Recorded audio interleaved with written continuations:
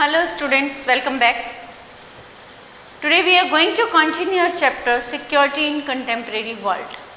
In our previous lecture we have discussed regarding the traditional security, non-traditional security. After that traditional security के अंदर क्या आएगा और non-traditional security में क्या आएगा. अंडर नॉन ट्रेडिशनल सिक्योरिटी हमने बात की थी इंटरनल इनसिक्योरिटी की, कि इंटरनल ऐसी कौन सी थ्रेट्स हैं जिन्हें हमें सिक्योरिटी की ज़रूरत है, जिनसे हमें बचना है, राइट. उसमें हमने हेल्थ एपिडेमिक्स की बात की, उसमें हमने बात की माइग्रेशन की, रेफ्यूजी प्रॉब्लम्स की and so many other problems, right. तो नॉन ट्रेडिशनल जो सिक्योरिटी है उसमें समटाइम्स क्या होता है कि ऐसी ये प्रॉब्लम्स ऐसी हैं जिनको कोई भी कंट्री अकेले टैकल नहीं कर सकती. नॉन ट्रेडिशनल जो सिक्योरिटी है इट रिक्वायर्स कोऑपरेशन. बहुत सारी जो कंट्रीज़ हैं सभी कंट्रीज़ के आपस में जब तक कोऑपरेशन नहीं होगी, जब तक सभी कंट्रीज़ मिलकर इस पर विचार नहीं करेंगी, इसके बारे में रास्ता नहीं सुझाएंगी, जब तक सब मिल बैठकर इनका सॉल्यूशन नहीं सोचेंगी, तब तक नॉन ट्रेडिशनल थ्रेट से कंट्री अपने आप को सिक्योर नहीं कर सकती, राइट. अब non traditional threat to security required cooperation rather than military confrontation. अब अगर हेल्थ एपिडेमिक आ गया तो उसमें आर्मी क्या करेगी, माइग्रेशन प्रॉब्लम है उसको, उसमें आर्मी का क्या रोल है. तो इस तरह की प्रॉब्लम्स के लिए आर्मी जो है इन प्रॉब्लम्स का सॉल्यूशन नहीं कर सकती. इन प्रॉब्लम्स का सॉल्यूशन आपस में मिलकर होता है विद द कोऑपरेशन, राइट. अब मिलिट्री क्या है, military force can not help to decrease poverty. अब कोई देश गरीब है, अनएम्प्लॉयमेंट है, तो उस चीज़ के लिए आर्मी क्या करेगी, आर्मी पॉवर्टी को दूर नहीं कर सकती. आर्मी हमारी दूसरे देशों से अटैक से हमें सिक्योर कर सकती है, लेकिन पॉवर्टी को डिक्रीज नहीं कर सकती. Manage migration and refugee movements and and to control epidemics. अगर कोई अचानक से एपिडेमिक आ गई, सपोज नाउ डेज कोविड-19 इज एन एपिडेमिक, तो इसके लिए क्या है, कोई भी कंट्री अकेले इसको सॉल्व नहीं कर सकती, ना ही कोई आर्मी पावर इसका सॉल्यूशन कर सकती है. इसके लिए क्या है, पूरा वर्ल्ड इकट्ठा है, सब लोग मिलकर इसका सॉल्यूशन सोच रहे हैं कि वैक्सीनेशन को कैसे डेवलप किया जाए, किस तरीके से क्या क्या स्टेप्स उठाए जाए, किसको कंट्रोल किया जाए, राइट. तो इस तरह की जो नॉन ट्रेडिशनल थ्रेट्स हैं इनके लिए किस चीज़ की रिक्वायरमेंट है, आर्मी की नहीं बल्कि किसकी रिक्वायरमेंट है, cooperation among different countries. Clear, okay. Then cooperation, किस टाइप की कॉपरेशन, कॉपरेशन में भी बायलैटरल एक तरफा हो, कॉपरेशन में भी रीजनल, कॉपरेशन में भी कॉन्टिनेंटल. ये डिपेंड करता है on the nature of threat, की थ्रेट कैसी है उस पर डिपेंड करता है कि किस तरीके की कॉपरेशन रिक्वायर्ड है, राइट. कोऑपरेटिव सिक्योरिटी में involve a variety of other players. कौन कौन से दूसरे प्लेयर्स हैं, कौन कौन है जिनका मेन रोल है इसमें कोऑपरेटिव सिक्योरिटी में, like UN, United Nation, WHO, IMF etcetera. जितनी भी ऑर्गन्स हैं ये क्या हैं, these are the part of cooperative security. इसके अलावा नॉन गवर्नमेंटल ऑर्गेनाइजेशंस हैं जैसे like Amnesty International, Red Cross, religious organisations, trade unions etcetera. ये सब क्या हैं, ये हमारी किस में आती है, these are NGOs, non governmental organisations. तो ये किस चीज़ में हेल्प करती हैं, non governmental organisation as well as governmental जैसे UN, WHO, IMF. ये किस चीज़ में हेल्प करता है, कोऑपरेट करते हैं आपस में. किस चीज़ की, इसको हम क्या बोलते हैं, this is known as cooperative security, यानी जिस सिक्योरिटी को सब लोग एक दूसरे के साथ कोऑपरेट करके अचीव कर सकते हैं, that security is known as cooperative security. Okay, अब हम बात करते हैं अपनी इंडिया की, इंडिया सिक्योरिटी स्ट्रेटजी. इंडिया जो है हम अपनी सिक्योरिटी की प्लानिंग कैसे करता है, किस तरीके से इंडिया खुद को सिक्योर करता है. सबसे पहला क्या है, India security strategies has 4 components. कितने कंपोनेंट्स हैं इसके, 4 कंपोनेंट्स हैं. सबसे पहला स्टेप कहाँ उठाता है इंडिया, किस चीज़ पर ध्यान देता है, स्ट्रेंथनिंग मिलिट्री कैपेबिलिटीज. अब यहाँ पर हम सिक्योरिटी स्ट्रेटजी नॉन ट्रेडिशनल या खाली ट्रेडिशनल की बात नहीं कर रहे, यहाँ हम दोनों तरह के सिक्योरिटी की बात कर रहे हैं कि इंडिया ट्रेडिशनल और नॉन ट्रेडिशनल दोनों तरीके की थ्रेट से खुद को कैसे सिक्योर करता है। सबसे पहला हमारा कंपोनेंट है स्ट्रेंथनिंग मिलिट्री कैपेबिलिटीज़, कि अपनी आर्मी की जो कैपेबिलिटीज़ है उसको स्ट्रॉन्ग करना, क्योंकि जो ट्रेडिशनल थ्रेट है, जो एक्सटर्नल है, दूसरे देशों से हमें अगर कोई खतरा है तो उसके लिए हमें किस चीज़ की रिक्वायरमेंट है, आर्मी की। अगर हमारी मिलिट्री पावर स्ट्रॉन्ग होगी तभी दूसरे देशों के साथ हम मुकाबला कर सकते हैं, क्योंकि इंडिया जो है इसकी जितनी भी नेबरिंग कंट्रीज़ हैं, कुछ नेबरिंग कंट्रीज़ के साथ हमारे रिलेशन बहुत अच्छी है, कुछ के साथ हमारी कन्फ्लिक्ट्स भी हैं, लाइक विद पाकिस्तान के साथ हमारे कन्फ्लिक्ट्स हुए। 1947-48 में वार हुआ, 65 में हुआ, 71 में हुआ, 1999 में हुआ कारगिल वार, राइट। और इसके अलावा चाइना के साथ 1962 में हुआ। आजकल एट प्रेजेंट फिर से हमारा चाइना के साथ कन्फ्लिक्ट्स चल रहे हैं। Is it clear? तो अपने आप को इन कंट्रीज से बचाने के लिए, अपनी सिक्योरिटी के लिए क्या चीज़ मजबूत होनी चाहिए? हमारी आर्मी, हमारी मिलिट्री, राइट। अब क्योंकि इंडिया की जितनी भी नेबरिंग कंट्री, उनमें से most of the neighbouring countries क्या थी? Nuclear weapon states. China nuclear weapon state था, तो ऐसे में इंडिया को भी न्यूक्लियर वेपन स्टेट बनना ज़रूरी था। उसे भी जो थे न्यूक्लियर वेपन, परमाणु हथियार डेवलप करने अपनी सिक्योरिटी के लिए ज़रूरी थे। तो इसलिए इंडिया ने फर्स्ट टेस्ट न्यूक्लियर डिवाइस कब किया? कब पहला टेस्ट किया? इन 1974। लेकिन इंडिया ने कहा कि न्यूक्लियर टेस्ट वो किसके लिए कर रहा है? For their own security, right.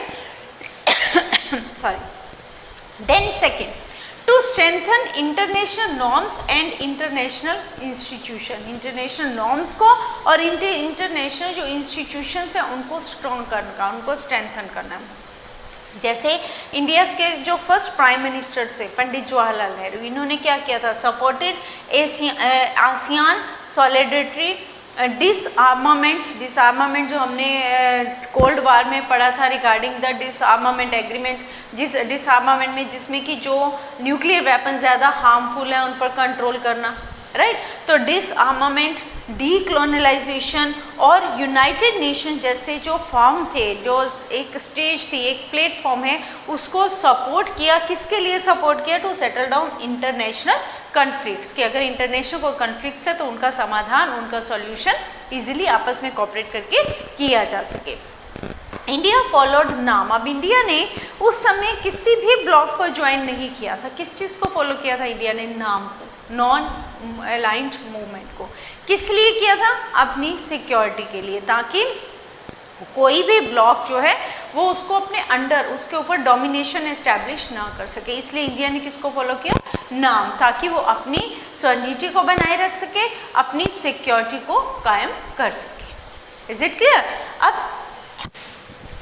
अब third one is to meet security challenges within the country. Country के अंदर जो हमारे इंटरनल जो सिक्योरिटी चैलेंजेस हैं, जो हमारे नॉन ट्रेडिशनल थ्रेट्स में आते हैं, जो आपस के कन्फ्लिक्ट्स वगैरह हैं, उन चीज़ों को कैसे सॉल्व किया जाए, उनको उनकी सिक्योरिटी को बनाए रखना, जिससे कि कंट्री की यूनिटी जो है वो समाप्त ना, राइट।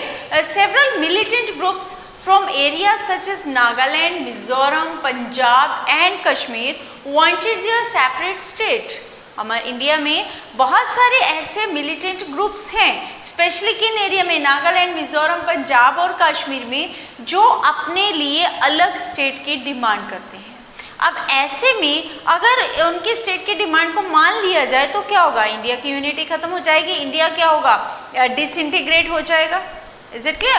तो ऐसे में इंडिया की सिक्योरिटी को बनाए रखना, इंडिया को इन चीज़ों से बचाकर रखना कि इंडिया की यूनिटी बनी रहे और इंडिया की जो है कोई भी स्टेट सेपरेट ना हो, उससे कटकर अलग ना हो, तो इस चीज़ के लिए क्या बनाना जरूरी है, एफर्ट्स करने, जिससे कि हमारी जो सिक्योरिटी को खतरा है विद इन द कंट्री, किन से खतरा है, इन मिलिटेंट ग्रुप से जो कंट्री को अलग करने की, जो कंट्री को तोड़ने की, उसकी यूनिटी को समाप्त करने की कोशिश करते हैं, उनसे खुद को बचाना। इसके लिए India make effort to preserve national unity by providing fundamental rights. India ने इस चीज़ को कैसे सिक्योर किया, फंडामेंटल राइट्स प्रोवाइड करके। फंडामेंटल राइट्स किस टाइप के, like freedom of speech and as well as right to vote. इस तरीके के फंडामेंटल राइट्स दिए जिससे कि हमारी जो ये सिक्योरिटी, हमारी जो यूनिटी है वो बनी रहे। इज इट क्लियर, जिससे हर सिटीजन ये फील करे कि दैट पर्सन ही और she is a part of this country, उसको किसी भी तरीके से इग्नोर नहीं किया गया है। Clear, okay. Next fourth component is to develop its economy, that is the most important component, क्योंकि कोई भी कंट्री जो है उसकी, चाहे वो आर्मी पावर है, चाहे किसी कॉन्फ्लिक्ट्स को सॉल्व करने की बात है, या उसके डेवलपमेंट की बात है, इंटरनेशनल लेवल पर उसका क्या लेवल है, ये सारी चीज़ें किससे बिलोंग करती हैं, उस कंट्री की इकोनॉमी कितनी स्ट्रॉन्ग है, उसका जीडीपी कितना है, राइट। तो एक कंट्री ने, हमारा जो चौथा मेन इंपॉर्टेंट कंपोनेंट था वो क्या था, अपनी इकोनॉमी को डेवलप करना, इकोनॉमिकली खुद को स्ट्रॉन्ग बनाना। इस किसके लिए, इससे क्या होगा, इस तरीके से खुद को स्ट्रॉन्ग बनाना जो lift citizen out of poverty, ताकि हमारे जो लोग हैं, वो जनरेशन, वो लोग, वो पॉपुलेशन जो पॉवर्टी की लाइफ जी रही है, उनको उस पॉवर्टी से लिफ्ट आउट करना, यानी उसको ऊपर उठाना, राइट, ताकि as well as and huge economic inequality, ताकि जो इकोनॉमिक बेस पर रिच और पुअर से जो सोसाइटी में दो कैटेगरीज बनी हुई हैं, वो जो इनइक्वालिटी है रिच और पुअर को लेकर, उस इनइक्वालिटी को समाप्त किया जा सके और लोगों को पॉवर्टी से बाहर निकाला जा सके, क्योंकि पॉवर्टी जब तक है वो कंट्री इकोनॉमिकली स्ट्रॉन्ग नहीं हो सकती, वो कंट्री डेवलप नहीं कर सकती, राइट। तो प्रॉपर डेवलपमेंट के लिए, खुद के अपने इकोनॉमिकली स्ट्रॉन्ग होने के लिए इंडिया ने कौन कौन से स्ट्रेटजी अपनाई, कि किस तरीके से हम अपने देश को, अलग अलग पॉलिसीज़ को अपनाया गया, अलग अलग तरीके अपनाए गए, जिससे कि हर व्यक्ति, हर जो है वर्ग जो है वो पॉवर्टी से बाहर आ सके और सोसाइटी में जो रिच एंड पुअर, अमीर और गरीब की जो डिस्पैरिटीज़ है उसको समाप्त किया जा सके, right. All this is about the India security strategies. ये आपका complete, it can come in 6 marks, ये कंप्लीट आपका क्वेश्चन आ सकता है 6 मार्क्स में। Clear, so you have to prepare accordingly. आपको सिर्फ ये 4 अगर आपको पॉइंट्स याद रहेंगे ना, हेडिंग्स याद रहेंगी, तो that you can explain by your self. But again in my previous video also I said, again I am saying कि इसको, इस लेक्चर को सुनने के बाद you have to consult your NCERT. NCERT को कभी भी इग्नोर नहीं करेंगे। Don't faith on help books, just you have to keep your faith on your NCERT book. Nothing is out of that. Paper में कुछ भी आता है एनसीईआरटी से बाहर नहीं होता, right. So consult your NCERT after listening this chapter, after understanding the concepts. One more thing, अगर आपको पूरा चैप्टर अच्छे से समझ में आया है, कंसेप्ट्स क्लियर हुए हैं, तो please share this video to the other students, ताकि अगर किसी दूसरे बच्चे की भी कोई प्रॉब्लम है, अगर किसी दूसरे बच्चे को भी कहीं कोई कंसेप्ट क्लियर नहीं है, तो उसकी भी ये प्रॉब्लम, उसका भी कंसेप्ट जो है उसको क्लियर हो पाए, राइट। Thank you.